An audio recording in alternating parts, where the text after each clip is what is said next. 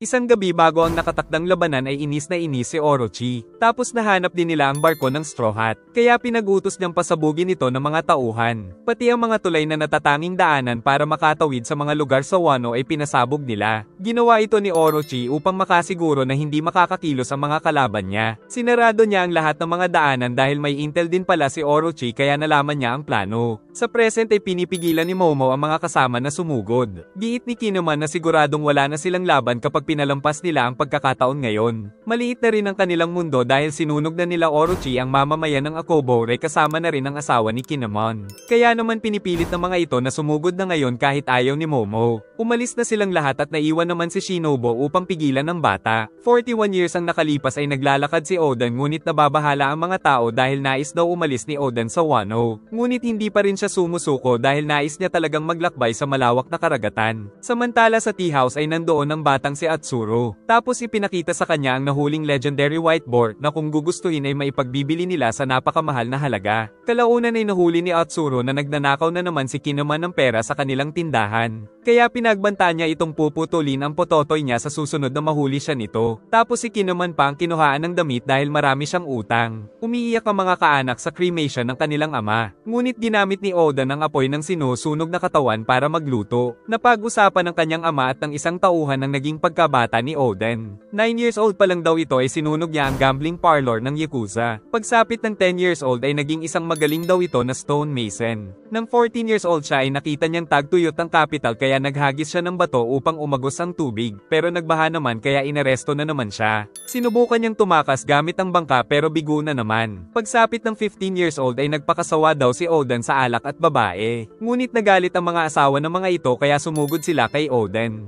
Pero matapang naman silang nilabanan ng samurai. Ipinabigay ng ama ni Oden ang notice of disavowal dahil itinatakwil niya na daw ito na isang anak dahil sa mga kahihiyan na dulot. Samantala inubos na ni Oden ang kanyang pagkain. At sinabing sa susunod ay sa kabilang buhay na daw sila mag-iinom ng namatay. Tapos nagbigay galang siya sa pamilya nito at saka umalis. Pinagbubugbog ni Kinemon ang mga ito para makuha ang legendary boar at maipagbili ito. Ngunit hinahabol na siya ng mga pinagkakautangan. Dahil sa mga pagnanakaw ni Kinemon ay ipinapahuli siya ni Yogoro. Lumapit si Kinemon kay Denjiro para ipakita ang hawak niyang legendary boar. Lumapit ang isang lalaki kay Oden para arestuhin siya pero ayaw niya daw talaga itong gawin kaya nang hihingi na lang ng suhol. Giit ni Denjiro na nasa panganib sila dahil siguradong darating ang magulang nitong malaking boar. Di nga siya nagkamali dahil nagwawala na sa capital ang legendary White Mountain boar. Natakot si Kinemon nang malaman na totoo pala ang alamat tungkol dito. Saka nagpunta sa kanila si Oden dahil kanina pa pala ito nakikinig. Isang oras ang nakalipas ay nagtungo ang nanay ng white boar dahil naamoy niya doon ang kanyang anak. Dahil dito ay kinain din nito si Atsuro. Sa kasalukuyan ay nagwawala pa rin ang mountain boar sa Flower Capital. Kaya hinihingi ni Oden ang anak nito pero ayaw ibigay ni Kinemon dahil kailangan niya ng salapi. Patuloy na winasak ng white boar ang napakaraming mga bahay dahil sa paghahanap sa anak nito. Kaya dumating sila Yogoro para lumaban. Giit ng lalaki na kailangan nila itong ibalik sa gubat upang hindi tuluyang masira ang capital. Dagdag pa nito na kanidnap daw nila si Atsuro para mabawi kay Kinemon ang white boar pero pare-pareho daw na kinain ng mountain boar ang mga kasama. Nag-alala si Kinemon sa kaibigan niyang si Atsuro kaya iniwan ng baboy at agad na sumugod sa nanay nito. Saka inilabas niya ang espada para lumaban. At matapang na sumugod sa mountain boar ngunit binalibag siya nito. Muli niya itong tinusok kaya muli siyang inihagis. Balak niyang hiwain ang tiyan nito para mabawi si Atsuro. Pero sa susunod na atake ay bagsak na siya saka ito umalis. Saka inisip niyang mas mabuti na lang na mamatay kung mamamatay din si Atsuro. Kalaunan ay ipinakita ni Oden ang anak nito. Kaya inisip ng mga tao na siya ang may kasalanan. Pero walang pake sa iniisip nila si Oden. Kaya gumamit ito ng haki sa mga kamay at espada. At pagsugod ng mountain boar ay umatake siya ng napakalakas kaya nahiwa ito sa gitna. Dahil dito ay umuwi na sila Yogoro. Natuwa si Kinemon nang makitang ligtas si Atsuro. At ang nakakatuwa ay wala naman namatay sa insidente. Aamin sana si Kinemon pero binatukan siya ni Oden. Saka dumating ang notice of disavowed ng Shogun pero natuwa pa siya dahil malaya na daw siya. Labis na humanga sila Kinemon at Denjiro dahil sa ginawa ni Oden. Kaya nakiusap silang maging mga alagad nito. Kalaunan ay nagtungo si Oden kay Yasui. Tapos kusang isinubsob ng bagong alipin ang sarili upang hindi daw maputikan si Oden.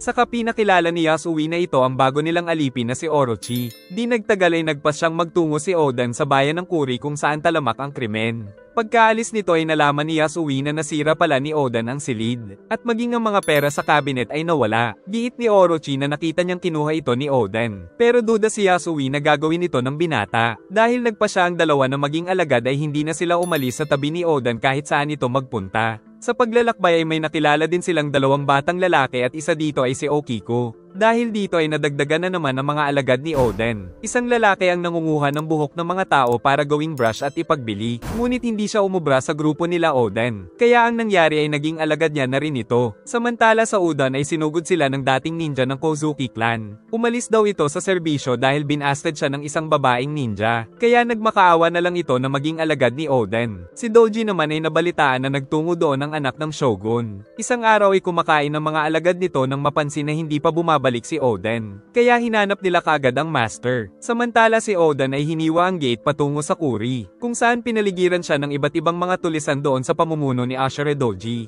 Giit ni Doji na pwedeng pumasok pero walang makakalabas sa bayan ng Kuri. Naiinis daw si Oden dahil parang nakakulong sila doon. Kaya lalong nagalit si Doji. Ngunit hindi natakot kahit nakaunti si Oden. Sumugod ang napakaraming tauhan ni Doji. Gumamit ng Raiyo si Oden sa kanyang katawan kaya pag-atake ay talsik ang mga ito. Tapos nagharap na sila ng pinuno na si Doji. Bumuhos pa ang malakas na ulan. Tuluyan nang naglaban sila Doji at Oden. Gumamit ang dalawa ng kanya-kanyang mga teknik kaya nang magtama ang mga espada ay lumiwanag ang buong paligid. Nakita ng mga alagad ang labanan sa itaas. Subalit pagdating ay nakita nilang natalo ni Oden ang lahat ng mga bandido sa Kuri. Nakita din nilang natalo nito ang kinatatakutang si Ashura Doji. Saka sinabi ni Oden na nais niyang maging hari sa lugar na ito. Dumating na naman ang report sa shogun tungkol kay Oden. Dahil ang magulong bayan ng Kuri ay inayos ang kanyang anak. Kaya unti-unting umunlad ang bayan na ito hanggang sa makapagtayo ng Oden Castle. Suportado naman ng mga tao ang pagiging daimyo ni Oden sa Kuri. Kaya nagkaroon sila ng kasiyahan. Samantala napakatahimik ni Doji dahil akala niya ay wala ng pag-asa ang Kuri. At sinipa siya ni Oden kaya nais nitong gumanti. Kalaunan ay nais ni Oden na maging mga opisyal niyang samurai ang mga ito na hindi naman nila tinanggihan. Pagkalipas ng 6 na taon ay bumuo ng kanya-kanyang crew ang mga dating miyembro ng Rocks Pirates. Isang umaga ay nakita ni Kawamatsu ang isang aso at isang pusa. Ngunit may isang umatake sa kanya dahil may masama silang balak sa mga ito. Itinali nila ang tatlo at saka sinunog dahil kakaiba ang mga ito. Ngunit nang makita sila ni Oden ay inihagi sa kanila ang malaking isda. Saka iniligtas niya ang tatlong kakaibang bata. Dinala niya ang mga ito sa palasyo at pinakain pa ng masarap.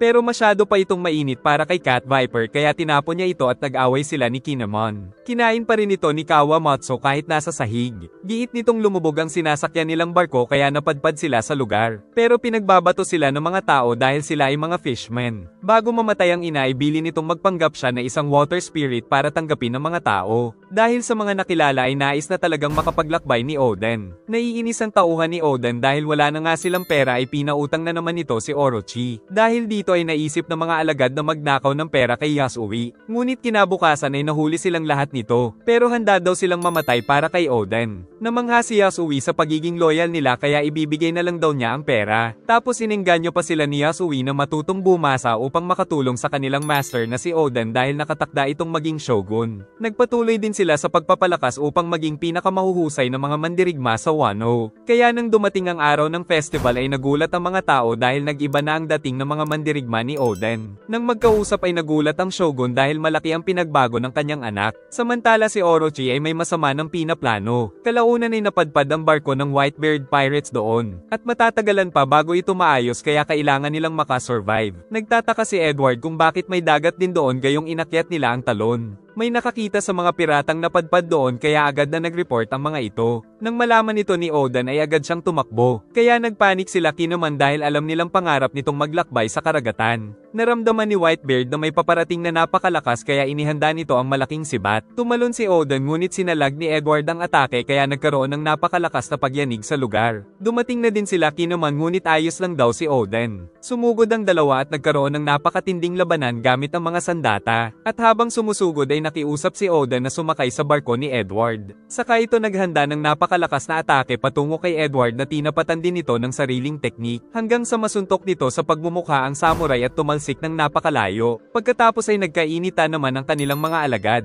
Pero ngumiti lang si Oden at sinabing pangarap niyang maglakbay sa karagatan. Kaya nakiusap ito kay Whitebeard. Giit ni Edward na nasira ang kanilang barko, kaya tutulong daw si Oden na ayusin ito. Kagad na nagsimula ang pag-aayos ng Whitebeard ship. Dahil dito ay naging magkaibigan din ng dalawang panig. Ngunit napansin ni Whitebeard na selfish daw si Oden kaya maglayag daw itong mag-isa. Giit ni Oden na maraming beses na siyang nabigo sa tangkang paglalayag. Sinabi din ni Kinemon na pinagbabawal sa mamamayan ng Wano ang lumabas ng kanilang bansa. Pero mapilit talaga si Oden kaya kinuha nila ito at ikinulong. Nagulat ang aso at pusa nang malaman kay Marco na napakarami palang mga isla sa mundo. Pinipilit pa rin ni Oden na sumama kay Whitebeard pero binalibag siya nito. Kalaunan ay natapos na rin nila ang repair ng barko. Samantala si Oden ay tumakas pero nagbabantay pala si Izo kaya sinabing sa banyo lang siya pupunta. Nanghihinayang naman ng Whitebeard Pirates dahil malakas sana nakakampi si Oden. Kaya nag-iwan na lang sila ng treasure chest bilang pasasalamat. Subalit dumating si Oden gamit ang mahabang kadena nito. Pero sumunod si Izo para pigilan ng daimyo. Saka inutos ni Whitebeard na dalhin ang kasama ni Oden. Nakarating na sila sa talon kaya naman nahulog doon ang daimyo samantalang si Izo ay kinuha ni Marco. Kinabukasan ay umiiyak si Okiko dahil nawawala ang kanyang kuya Izo. Samantala si Oden ay hindi bumitaw sa kadena. Nagmamakaawa si Izo na pasakayin na sa barko si Oden. Kaya sinabi ni Whitebeard na kung magagawa nitong kumapit sa kadena ng 3 araw ay tatanggapin niya na ito. Hindi biro ang mga pinagdaanan ni Oden sa mapanganib na karagatan ng Wano pero nagagawa pa rin niyang makasurvive. Makalipas ang ilang araw ay buhay pa rin si Oden pero hindi na ito makilala sa mga pinsala. Dahil 1 oras na lang ay magiging kasapi na si Oden ng Whitebeard Pirates ay nag-cheer sa kanya ang mga pirata.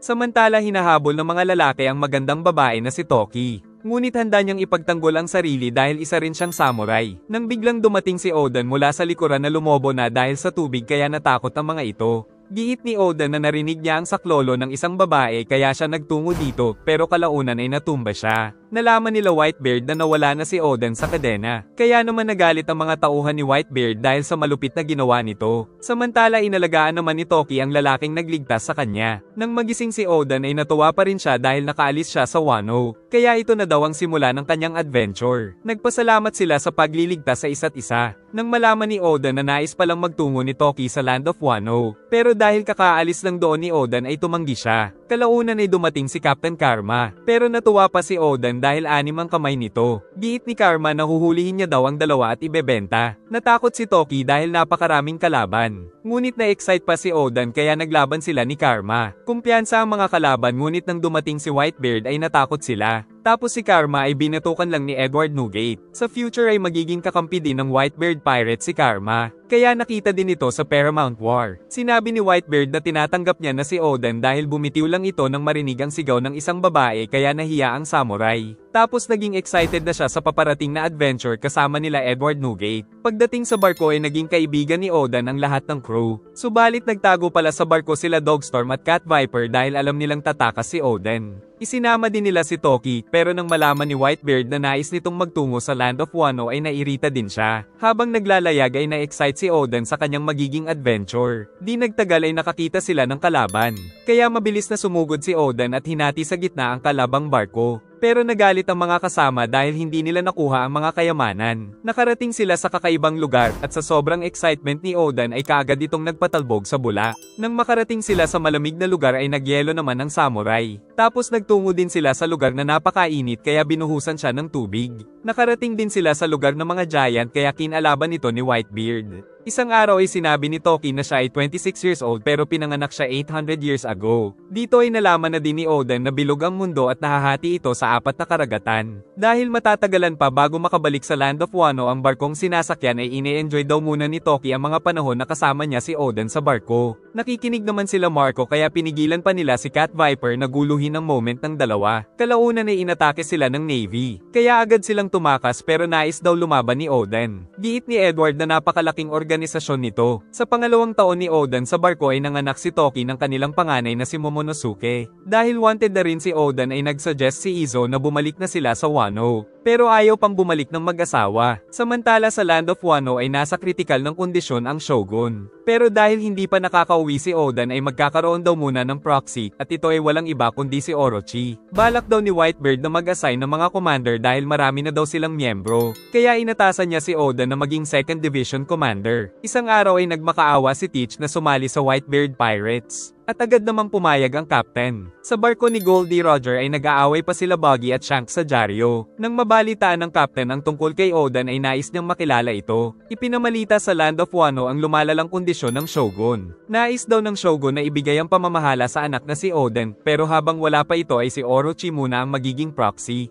Nangako naman si Orochi na ibibigay ang trono kay Oden kapag nagbalik na ito, kaya pumayag na lang ang mga daimyo dahil wala din silang magagawa sa desisyon ng Shogun. Sa nakaraan ni Orochi ay hinahabol ito ng mga tao dahil mga salot daw ang Kurozumi clan na kinabibilangan nito. Hindi naman maintindihan ni Orochi kung bakit nadamay siya sa kasalanan ng kanyang lolo. Pagpasok sa bahay ay nagulat siya sa dalawang matanda, saka sinabi ng matanda na magiging Shogun si Orochi sa future. Dagdag pa nito na noon ay walang tagapagmana ang Kozuki clan kaya naghahandang mapili ang mga daimyo, at isa na sa pagpipilian ay ang Kurozumi clan. Dahil dito ay pinatay ng lolo ni Orochi ang iba pang mga daimyo sa pamamagitan ng lason upang siya ang mapili na bagong shogun. Subalit sa kasamaang palad ay pinanganak naman si Kozuki Sukiyaki na siyang tatay ni Oden. Kaya ngayon ay naghirap sila dahil hindi sila naging tagapagmana ng trono. Ibinigay nito ang isang devil fruit kay Orochi na magagamit nila sa kanilang paghihiganti. Agad niyang kinain ng devil fruit kaya naman nakapag-transform siya na isang halimaw. Isang araw ay nagmakaawa siya kay Yasui na magtrabaho doon dahil may sakit daw ang kanyang buong pamilya.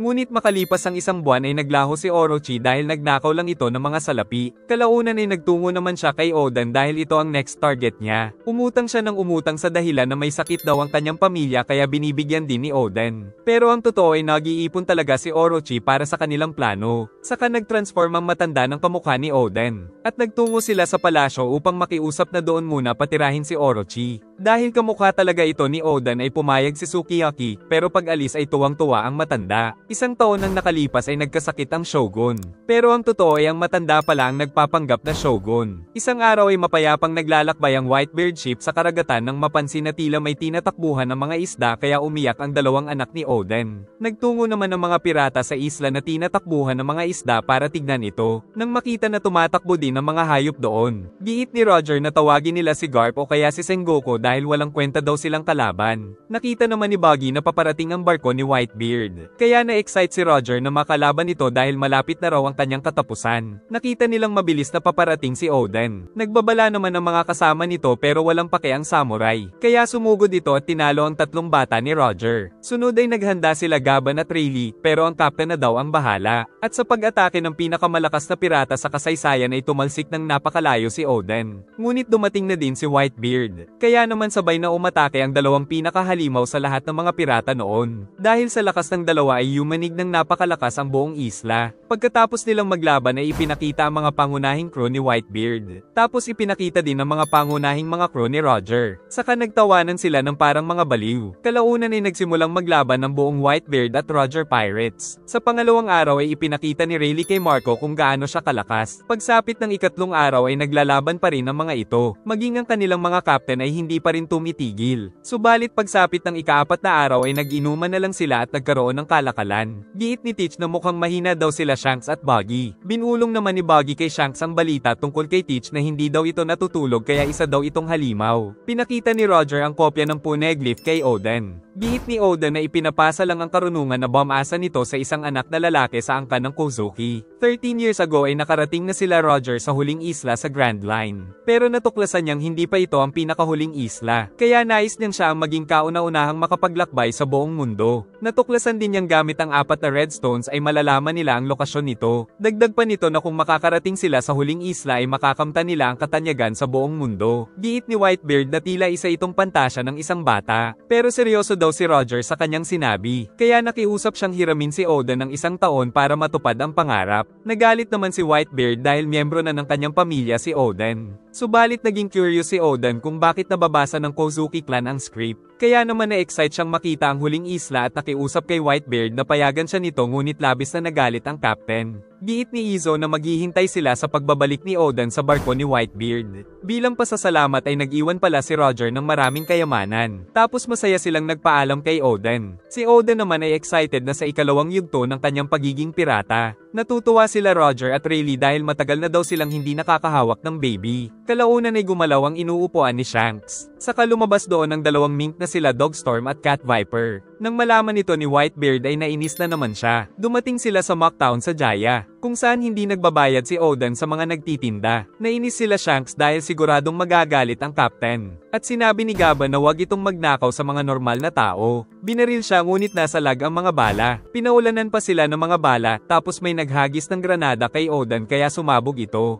Pero nanatiling buhay ang samurai. At dahil dito ay inutos ni Gaba na tapusin ang mga kalaban. Pagsapit ng gabi ay nagluto si Oden ng masarap na pagkain na tinatawag na Oden. Sa sobrang sarap nito ay nagustuhan ito ng lahat ng pirata. Si Cat Viper ay masyado talagang sensitive ang dila. Dahil dito ay lumalim ang pagkakaibigan nila Roger at Oden. Kinabukasan ay naglakbay sila ng mapayapa habang nag-aawitan. Giit ni Oden na nais niyang maglakbay ng ganito habang buhay. Kalaunan ay tinurukan ni Crocus ang captain. Kaya nalaman ng samurai na 1 taon na lang mabubuhay si Roger dahil sa sakit nito. Nakita ni Oden na nakaturo sa itaas ang log post. Giit ni Roger na magpupunta sila sa langit. Kaya naman sumakay sila sa Knocktop Stream. Hanggang sa makarating sila sa Sky Island kaya namangha ang dalawang bata. Kinausap nila si Gunfall na siyang namumuno sa lugar. Si Oden ay hindi rin makapaniwala na may mga isla pala sa itaas ng kalangitan. Sinubukan niya ang waiver ngunit sumemplang siya. Dahil 10 taon daw ang kailangan para magamit ito ng maayos. Sa gubat ay nakita din nila ang malaking ahas. Kaya tumakbo sila para sa kanilang mga buhay. Kalaunan ay nakarating sila sa Shandora, the City of Gold. Doon ay binasa ni Oden ang isang script na tinutukoy daw ang malaking bell. Kalaunan ay nahanap nila ang napakalaking golden bell. Tapos binasa na naman ni Oden ang poneglyph na tungkol sa ancient weapon na Poseidon. Saka pinag-utos ni Roger na iukit din doon ang kanyang mensahe. Ginawa nga ito ni Oden, na may mensaheng nagpapatunay na nakarating doon ang Roger Pirates. Pagkatapos ay agad na silang umalis, kaya nahulog ang kanilang barko ng napakabilis. Pero sa utos ni Gunfall ay nagtungo sa kanila ang octopus balloon para tumulong. Ngunit di nagtagal ay nawala ang hangin nito kaya nahulog sila sa karagatan. At napunta ang octopus sa mukha ni Oden. Nagtatalo sila Buggy at Shanks kung North Pole ba o South Pole ang mas malamig, kaya sinapok sila ni Rayleigh at sinabing puntahan na lang nila ang mga ito para malaman. Ang sunod na destinasyon ay ang huling isla ng Grand Line pero kailangan nila ng 4 na road poneglyph. Giit ni Oden na merong redstone sa kanila. Sinabi ni Cat Viper na meron din ito sa Zou Island na ikinagulat ni Roger. Giit ng captain na meron siyang kopya ng isa na kay Big Mom. At alam niya din ang lokasyon ng isa pa. Ngunit sinabi ni Gaba na may pinsala ang kanilang barko. Kaya nagtungo muna sila sa Water 7 kung nasaan ang mga pinakamahuhusay na shipwright para ipaayos ito. Namangha si Oden sa kanyang nakitang kakaibang istruktura ng lugar. Nagtungo sila kay Tom na may gawa ng kanilang barko. Saka kinumusta pa ni Roger ang progress ng sea train na dinidisenyo pa daw ni Tom. Dumating si Kokoro na secretary ni Tom na niyaya silang kumain muna. Lumapit si Oden sa isang bata at sinubukan itong yayain na maging pirata. Pero ayaw nito dahil mga pirata din daw ang nag-iwan sa kanya doon. Pagkatapos ay kagad silang nagpatuloy sa paglalakbay, kung saan nakarating sila sa iba't ibang lugar hanggang sa kalaunan ay makarating sa Sabao de Archipelago.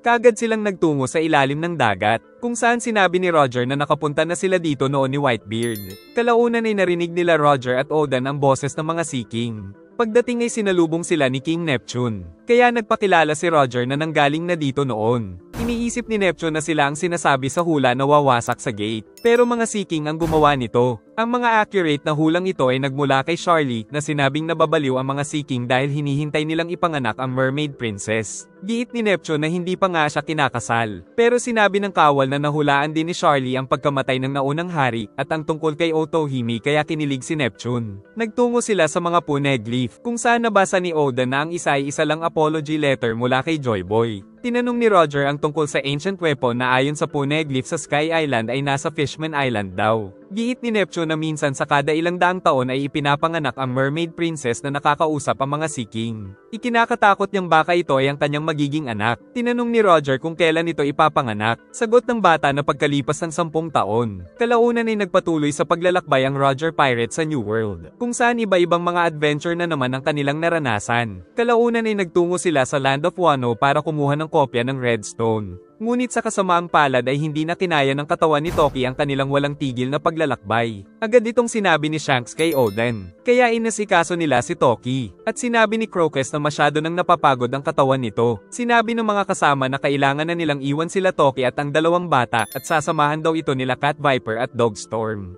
Nagdadalawang isip si Oden na iwan ang kanyang asawa at mga anak. Pero sinabi ni Toki na kung hindi ito magpapatuloy sa pangarap ay makikipaghiwalay siya. Isang umaga ay nagmamadaling sinabi ni Raizo na may paparating na pirate ship. Pero nang makita ay hindi ito ang barko ni Whitebeard. Subalit nang makita nila si Oden ay nagmadali silang sinalubong ito. Saka pinakilala ni Oden ang kanyang asawa at mga anak. Natuwa si Kinemon dahil may tagapagmana na rin ng trono. Ngunit napansin ni Oden na tila naghihirap na sila. Kaya sinabi ni Kinemon na meron silang malaking problema. Pero giit ni Toki na kailangan munang maglakbay ng kanyang asawa. Kaya naman kahit mahirap ay muling umalis si Oden pagkatapos niyang kunin ang kopya ng Redstone. Humingi naman ng tawad si Roger dahil kailangan niya ng tulong nito. Samantala nalaman ng matandang gurang na nagkaroon ng anak na lalaki si Oden. Kaya nagplano na naman sila ng masama. Nagtungo sila Roger sa Zou Island upang kunin ang kopya ng Redstone. Pinakita nila ang sulat nila Cat Viper at Dogstorm sa hari ng Zou upang ibigay nito ang kanilang kailangan. Kaya nagtungo sila sa kinaroroonan nito at nakitang may tatak ng Kozuki clan doon. Habang naglalakad pabalik ay nakiusap si Pedro na sumali sa grupo. Ngunit sinabi lang ng captain na may kanya-kanya tayong pagkakataon. At kapag dumating ito ay kailangan niyang tumulong. Dahil dito ay nakumpleto na nila ang mga kailangang road poneglyph. Ngunit si Roger ay halatang nanghihina na. Subalit lumabas pa rin siya ng may ngiti sa mga mata. Subalit nagkasakit naman si Buggy. Dahil dito ay hindi siya makakasama sa huling isla. Sa kabila nito ay nais pa rin sumama ni Buggy. Si Shanks ang magbabantay kay Buggy. At sinabi nito na kung nais nilang puntahan ang huling isla ay gagawin na lang nila ito sa sarili nilang mga barko. Kaya nagpaiwan na lang sila Buggy at Shanks sa isang panuluyan. Saka nagpatuloy sa paglalakbay sila Roger upang makamit ang minimithi. Di nagtagal ay kumalat ang balita na si Roger ang kauna-unahang nakapaglakbay sa buong mundo. Napangiti na lang din si Whitebeard nang malaman ito. Samantala sinusulat ni Oda ang mga karanasan sa kanyang mga natutunan sa kakaibang adventure. Lalo na nung nakarating sila sa huling isla at nakita ang sandamakmak na mga kayamanan doon. Lahat sila ay tumatawa dahil sa sobrang saya hanggang sa maiyak na sila dahil sa wakas ay natupad na ang kanilang mga pangarap na maging kauna-unahang maikot ang buong mundo. Saka napahiling na lang si Roger na sana ay nabuhay siya sa kapanahunan ni Joy Boy. At dahil tawa sila ng tawa sa sobrang saya ay naisip ni Roger na pangalanan nila ang islang ito ng Laugh Tale.